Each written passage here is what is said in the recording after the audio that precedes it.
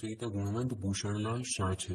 તેમનો જન્મ 12 માર્ચ 1937માં સુરત જિલ્લાના રાંદેરમાં થયો. કાર્ડિયોગ્રામ, રણ તો લીલાછમ, વગડાને તરસ ટહુકાની તેમની નોંધપાત્ર નિબંધ સંગ્રહો છે. તેમણે આત્મકથા અને ગ્રંથો પણ લખ્યા છે. પહેલું સુખ તે જાતે નર્યા. આ કહેવત ભાગ્યે જ કોઈ પોતાના જીવનમાં ઉતારે છે. આ નિબંધમાં લેખકે આપણા સમાજની અનેક મર્યાદાઓ તરફ આંગળી ચીંધી છે. આપણે આરોગ્યની કાળજી બરોબર લેતા નથી, જેના કારણે અનેક હઠીલા રોગો શરીરમાં ઘર કરી જાય છે. અહીં લેખકે પ્રજાકીય જાગૃતિનું કામ કર્યું છે. એક જમાનામાં ચીનના લોકો ગામમાં કોઈ માંદું પડે તો ડાક્ટરને સજા કરતા. સેમ્યુઅલ બટલરે એક એવા આદર્શ સમાજની કલ્પના કરેલી જેમાં માંદા પડનાર માણસને કેદની સજા થાય. બર્ટ્રોડ રસેલે એક નિબંધમાં ભારે ગમ્મત કરી છે. કાર ખોટકાઈ પડે તો એનો માલિક થોડોક શરમાય છે, પરંતુ માણસ પોતાનું શરીર ખોટકાય તેની વાત બીજાઓ આગળ ગૌરવપૂર્વક કરે છે. માણસ પોતાના જ શરીર સાથે નિર્દયતાપૂર્વક વર્તે છે. ભણેલા લોકો પણ ખાવા પીવામાં અભણની માફક વર્તે છે. ડોક્ટરો પણ પોતાના આરોગ્ય અંગે ક્યારેક દર્દી જેવા જ બેદરકાર જોવા મળે છે. વર્ષો સુધી શરીર અપમાનિત થતું રહે છે. ખાટલામાં પડેલું નાની ઉંમરનું શરીર એ તો અપમાનો અસહ્ય બની ગયા ત્યારે શરીર દ્વારા શરૂ થયેલો સવિનય કાનૂન ભંગ છે. હૃદય રોગનો હુમલો કંઈ મફતમાં નથી મળતું, એ માટે વર્ષો સુધી મથવું પડે છે. શરીરને પોટલું સમજીને કલાકો સુધી ઓફિસની ખુરશીમાં બેસાડી રાખવું પડે છે અને ગમે તે સમયે ગમે તેવું અને ગમે તેટલું ખાવું પડે છે. હૃદયરોગના હુમલા વખતે માણસને પરસેવો છૂટી જાય છે. જીવનમાં કદી પણ પરસેવો નથી વળ્યો, તેથી શરીરે પોતાના માલિકને કરેલો એક ક્રૂર કટાક્ષ ગણાય. રોગ થાય તે માટે સુખી લોકો જે સ્થૂળ સાધના કરે તેને બેઠાડુપણું કહેવામાં આવે છે. આપણા દેશમાં આવા સાધકોની સંખ્યા ઓછી નથી. હોસ્પિટલની શોભા વધારવા શું થઈ શકે? ઘણા ખરા ખાટલા ખાલી પડી રહે, એ જ તો હોસ્પિટલની ખરી શોભા ગણાય. માણસ ન છૂટકે ડોક્ટર પાસે જાય તેમાં કશું ખોટું નથી. ખરેખર તો સંપૂર્ણપણે નિરોગી હોય તેવા માણસોએ નિયમિતપણે ડાક્ટર પાસે જઈને લોહી, કાર્ડિયોગ્રામ અને બીજી બાબતોની ચકાસણી કરાવી લેવી જોઈએ. પોતાનું આરોગ્ય જળવાઈ રહે તે માટેના સૂચનો ડોક્ટર પાસે કોઈ ફરિયાદ ન હોય ત્યારે માંગવા જોઈએ. દાંતના ડોક્ટર પાસે કોઈ પણ પ્રકારનો દુખાવો ન હોય ત્યારે સમયાંતરે જઈ આવવું જોઈએ. ડોક્ટર રોગની જાળવણી માટે છે કે આરોગ્યની? આ પ્રશ્ન ડોક્ટરોની કમાણી પર સીધો પ્રહાર કરનારો છે. ઓપીડીમાં કીડિયારું ઉભરાય એ તો સભ્ય ગણાતા સમાજની શરમ છે. અનાથાશ્રમમાં બાળકોની અને ઘરડા ઘરમાં વૃદ્ધોની સંખ્યા વધે એ કંઈ તંદુરસ્ત સમાજની નિશાની નથી. સંકટ સમયની સાંકળ વારંવાર વપરાય તે યોગ્ય નથી.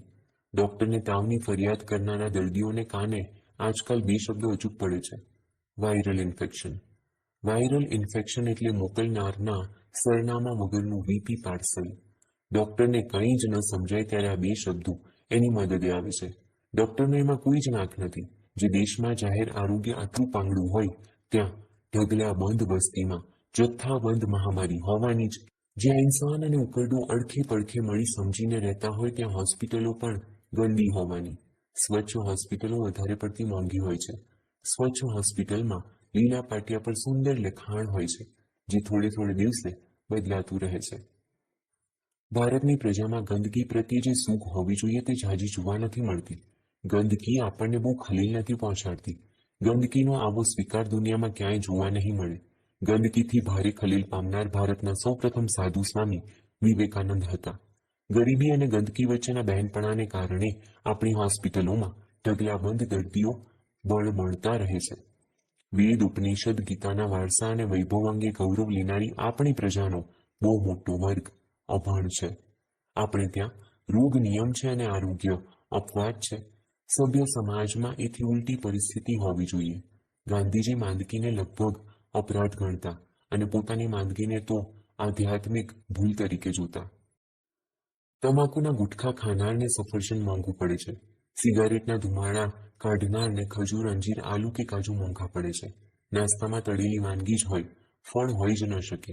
લગ્નના રિસેપ્શનમાં પાર્ટી આપનાર યજમાનનો પ્રેમાળ ઈરાદો જમવા આવેલા નરનારીઓના પેટની હાલત બગાડવાનો હોય એવો વહેમ પડે તેવી સ્થિતિ છે. લોકો બસ ખાધે રાખે છે, પીધે રાખે છે અને જીવીએ રાખે છે. માંદગીને ખાટલે ઘણું ખરું તો વેડફાઈ ચૂકેલું જીવન પડેલું હોય છે. ખાંસી વારંવાર આવે તોય કફ છૂટો નથી પડતો, પરંતુ સમજણ છૂટી પડી જાય છે. રોગના મૂળમાં સમજણ સાથેના છૂટાછેડા રહેલા છે. જે પોતાના શરીરને ન સમજે તે વળી બીજાને શું સમજે?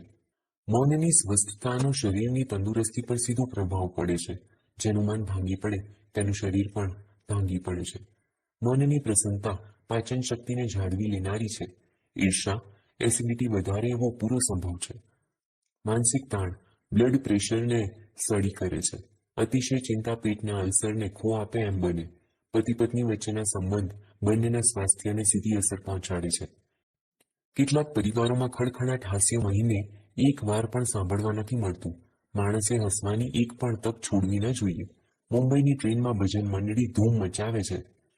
ભજનાનંદ તાણમાં ઘટાડો કરે છે. પ્રાર્થનામાં તાણને સખણી રાખવાની અદ્ભુત તાકાત રહેલી છે.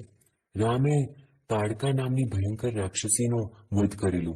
આપણે તાણ નામની વાંસા વગરની ચૂડેલનો નાશ કરવાનો છે. દશેરાના દિવસે રાવણ વધ કરવાની જરૂર નથી, પરંતુ આપણા અહંકારનો વધ કરવાનો છે. અહંકાર એક એવો રોગ છે જે અસંખ્ય પરિવારોને પજવે છે અને પ્રજાળે છે. સરળ વ્યક્તિનું સ્વાસ્થ્ય સારું રહે એવી શક્યતા પ્રમાણમાં વધારે રહે છે. જે વ્યક્તિ દાવપેચ રમે અને છળ કપટમાં રાચે તેનું શરીર પણ સાવ નિરોગી ન રહી શકે. મનનો મેલો હોય તેવો આદમી ઘણું ખરું શારીરિક તકલીફ વગરનો ન હોઈ શકે.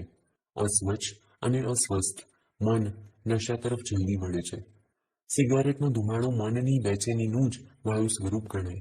ક્યારેક ધૂમ્રપાન કરનારો અને શરાબ સેવન કરનારો માણસ લાંબુ જીવી જાય ત્યારે લોકો એક કુતર્ક ચલાવે છે. જેમ જીવવું હોય તેમ જીવો.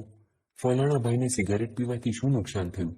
એ સ્ત્રીનો ફોટો અખબારોમાં છપાયો. 127 વર્ષની એ સ્ત્રી ધૂમ્રપાન કરી રહી હતી. તેણે મુલાકાતમાં જણાવ્યું કે હવે તેણે સિગારેટની સંખ્યા ઘટાડી કાઢી છે. આવા દાખલા બને તેથી ધૂમ્રપાન ચાલુ રાખવું એ ઘરડો તર્ક છે. પ્રત્યેક માણસને મા, બહેન, ભાભી, પિતા, મિત્ર કે પત્ની તરફથી ભરપૂર સ્નેહ મળી રહે તો કદાચ શરાબની જરૂર નહીં પડે. હજી આપણે ત્યાં પ્રેમનો ઉપચાર તરીકે સ્વીકાર નથી થયો. લવ થેરપી માટે હોસ્પિટલ કે સાયકિયાટ્રિસ્ટ પાસે જવું ન પડે. ભર્યો પ્રેમાળ પરિવાર તન અને મનના આરોગ્ય માટે પૂર્વ શરત છે. જીવન વીમો જરૂરી છે, પરંતુ જીવન શ્રદ્ધા એથી વધારે જરૂરી છે. એમાં સમર્પણ એ જ રોકાણ અને સ્નેહ એ જ ડિવિડન્ડ. માંદા પડવાનું આપણે માનીએ તેટલું સહેલું નથી.